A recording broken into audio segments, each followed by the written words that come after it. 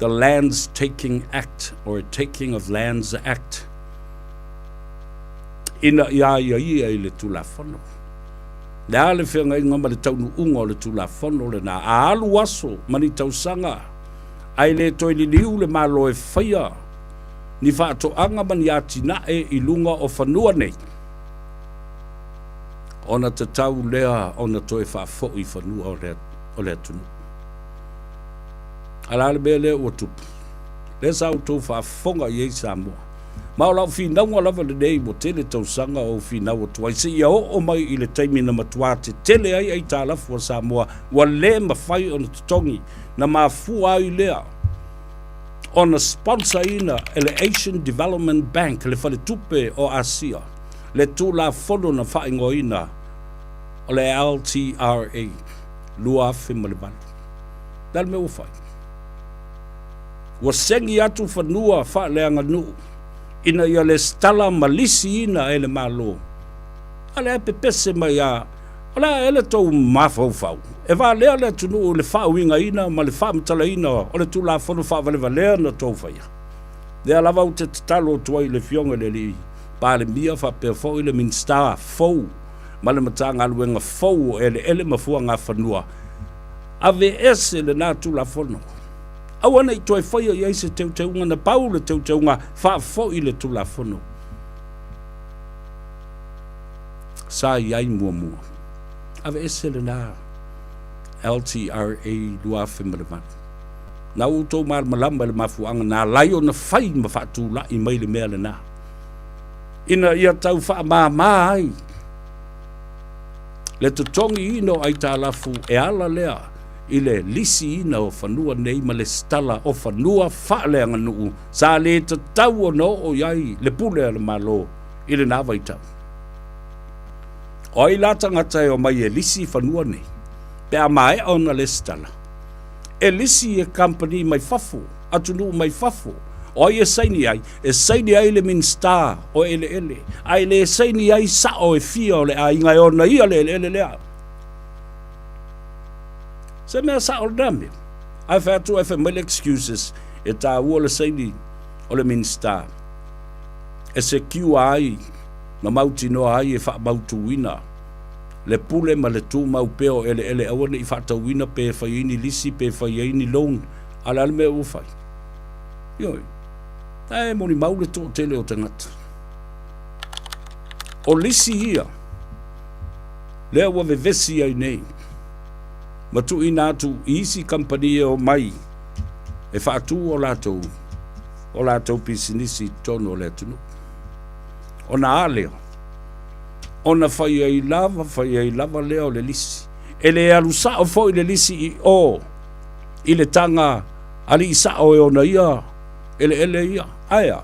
E alu mua I le malo, whato atango I le malo. E avatusi le mea mo auto. Tele whanua. Whaeleanga nuu a fia ai le mea lea. A lea lava e tau au mai mau fufi. Wha manu ngase. E whaapongi sa ai la ngona ma le malama lama o le atunu I mata upune. Auto wawa ai e le tele o mea. Na so sofa e tangata nei ai maise ai o le whaavae ma tulafono na lātou whaia sui atu le tulafono. Amari les tulafono e replace ai. Sui atu le mea whanua maswafa. Aisea, fia papai. I ngafa I le tau iai. Fia papai I whanua e le pa iai. Aia, whai le maso. Whai le tulafono ina ia whaatanga ina ai lātou e whai o lātou mana onga le anga lea ma le mātanga. Whaasoli tulafono. Paole me ia whai o tulafono e whaatanga. So you see, ladies and gentlemen, the rationale behind all this, breaking the Constitution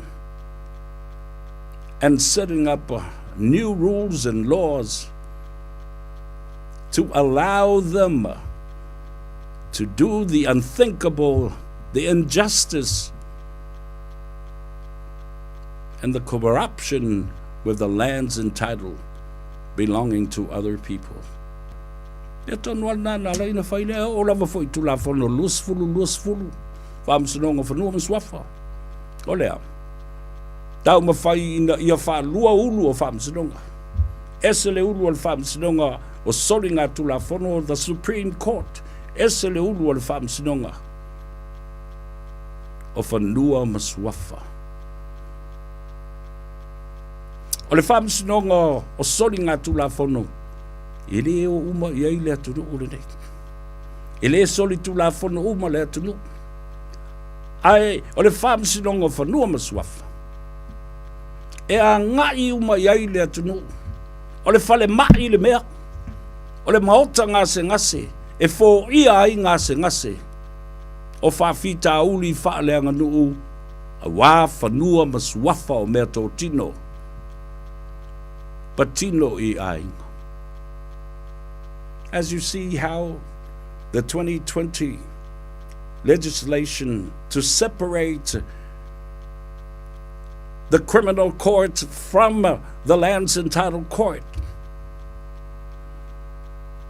O tō sisila ye. Lea lava na tō sao noa pātū le te mulimuli. Lea fōi na tō sao noa nei. Ia le fionga ile bless tena o whamsinonga whanua maswafa. O le whaululunga lava o le whamsinonga ma le itu tino o le whamsinonga o le whamsinsili. Ua vai lua nei la le whamsinonga whanua maswafa ma le whamsinonga o soli ngā tulafono.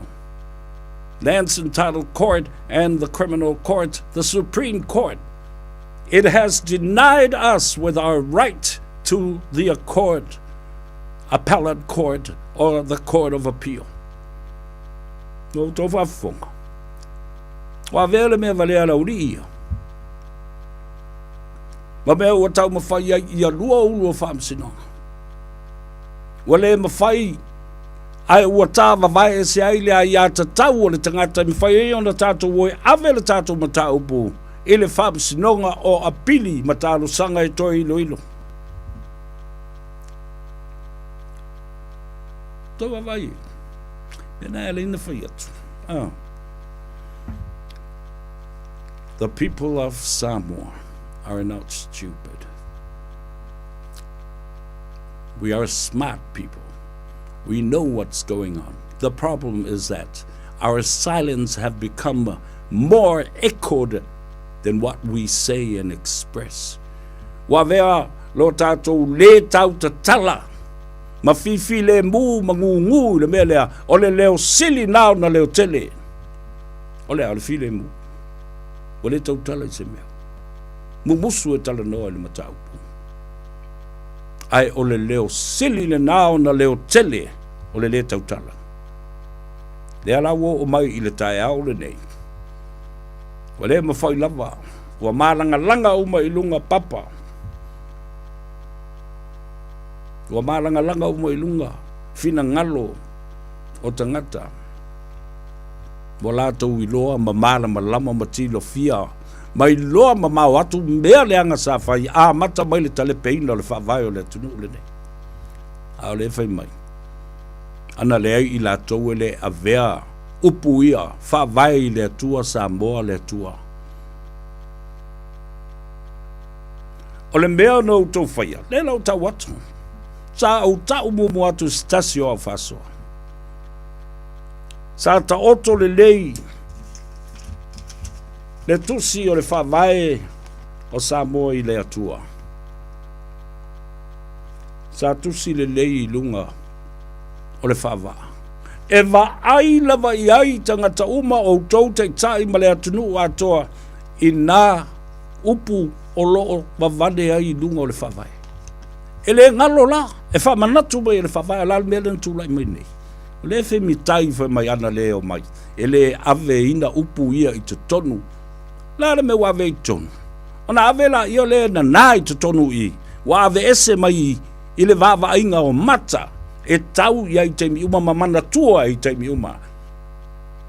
Having to look at those words right on the cover of the Constitution of Samoa keeps reminding you of who we are and what this nation stands for and its constitution.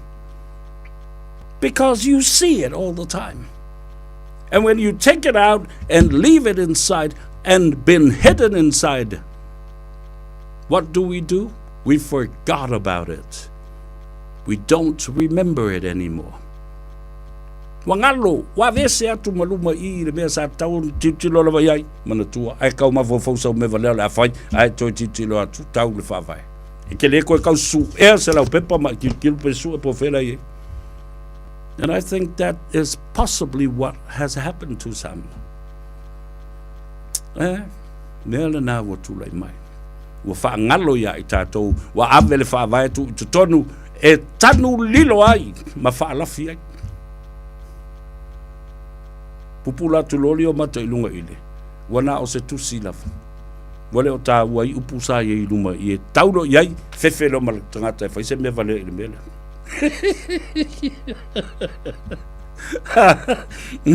Wale la va manga e fai me vale a ki kiro kuala kuma I o upo le fa vai lunga I.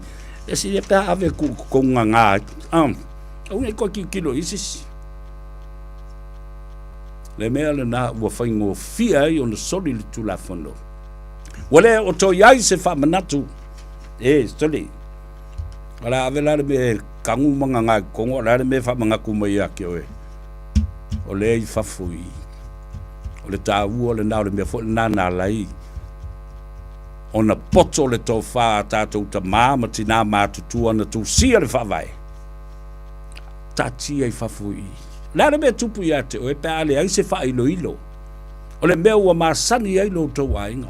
E tū lava le ata o le toi ina I tū ai taftafa e ai a upu nā I taftafa. Our home is founded in love. O le mātou wa inga e wha vai le lofa. E wha manatu mai pe ia te oe ma wha pupula i o mata I teimi uma. Ala le teimi te la tua ves, mai oina ves ele mele. Oina ves ele me, wangalo. Wangalo I tangata. E le tangata ua musu e ves, e tautau I pele mele na ina. Because it keeps reminding you of what the foundation of this family is all about. And when you remove it, dal men tupu. Fele ato le li faola sa tu I tu o le fonf te lai. Fele. An me wa vesefu. Wa fefefe le vava I ato sila mai le li I le lalo langi o tangata le anga ia sa fa ia tui. Oina fa ia le fa tonunga e ave ese. Fefefe mata e popula atu ele fa tusa o le ato le li faola. Olo pupula sa o mai ate utou tono le mautofono ma le pale mene I le au fale kongunga le iai. I le au fau le iai. I le au tau lamba lea olo o iai tonui. So who? Tell me. Who made the directions and the instructions to remove the portrait of our Jesus Christ, the Savior of the world, away from the House of Parliament, from within the house? Oi.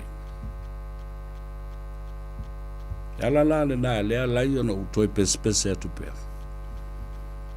Tata utoi fo I le fa vai o le atu nu nei ma le mea. Wa lai ona tu lai mai fa fita ulu nei. Wa so fa I satani. Wa so fa I le ti Apollo. Ina ua tātou mana na o e na le wha vai o le atunu ule nei. O le tupu anga uma ma le nā ma le afua anga uma o me le anga uma le utula I mai tono le atunu. Mai upu whai o malo se I o le vānu nofo nu uma fio anga. O e kalesia o le vānu nofo o tangata. O wha la putu potonga. Misa mai le lakapi la tau ia. Misa mai pulenga le I tu malo ma le I tu malo. Ona o vaanga fai fala ve lave ma ya valea fu le si tu malo I mea le si tu malo fala ve lave ma ya valea fu le si vaanga fai I mea patino le tu malo ai mai se o mea patino I le malo mana fu fuanga lual mamau ele mapu ele umba e fa mana tu pea I o tatu tiktak ma le tu ua lalo lea o te loa O le taimi a atoa i whai numera. O le lua vai tolu ma o te tau fo i ona. Liu le tō wha. Tō e saa le whao i lau fionga i le ali i pāle mia. Ma tō e tanga i ai whai unga nei. O tātou whanua ma suafa. O le wha msinonga o whanua ma suafa. O le wha msinonga o tālu sanga tō ilo ilo. O le wha msinonga ma walunga. O whea le mea e mawhai ona a apa ma i ai. Mawhai ai le pula le wha msinonga a whea le mata upu. Wale a apa i ai ina ia pāleni. Ma tutusa malau. Tutusa tangata uma. Ila sila whanga le wha msinonga.